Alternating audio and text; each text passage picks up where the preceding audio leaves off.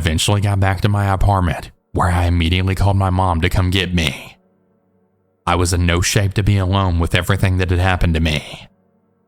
A week later, I got a phone call from Josh. "Are you all right? I'm so sorry I got you involved in this." I knew it wasn't his fault, but a part of me still blamed him. "Why didn't you call the police on her sooner? Why did you wait so long to do something about this? You could have prevented this happening."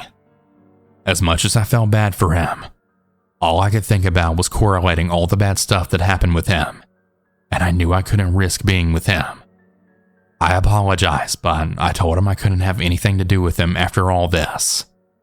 I wished him nothing but the best, and that I really hope she paid for what she did. Unfortunately, she only ended up getting 7 years. As for me, I ended up getting a life full of fear and PTSD from the whole ordeal, and I'm sure Josh did too. Even now and again, Josh will send me a message online, and he'll check to see how I'm doing, but I haven't laid eyes on him after the trial.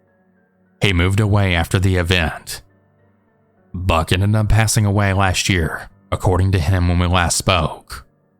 That dog gave me so much strength when I needed it. This is what I meant when I said earlier in my story, never ignore the red flags. I wanted so badly to be with someone that I ignored that he had a crazy ex, not knowing what was soon coming my way. And there really are so many red flags people will show you. Do not ignore the screaming voice telling you not to do this. Listen to it.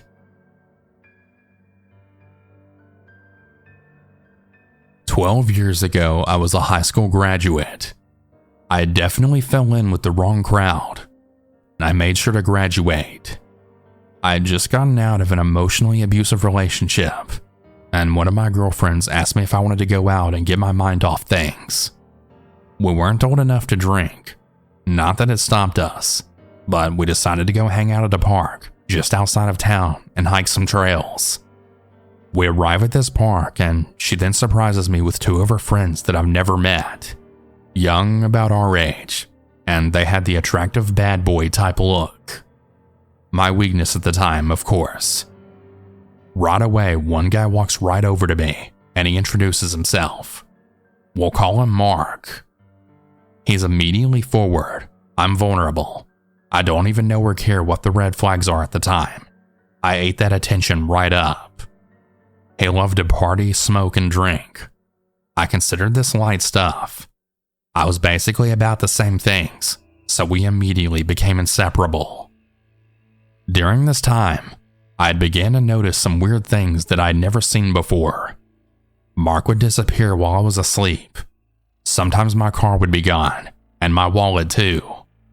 I finally brought it up because he didn't come back in time for me to go to work, so it was officially an issue for me then. He would find some weird excuses like, my mom needed something from the store, or I got called into work. Weird things like this happened for a year. Then his mother kicked him out of her house.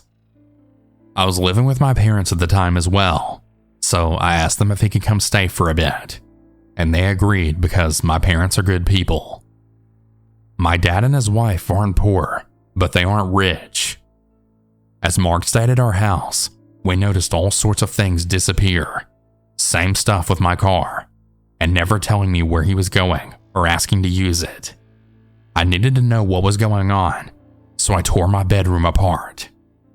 I found a crack stem fully loaded under my mattress, and I called him immediately about it.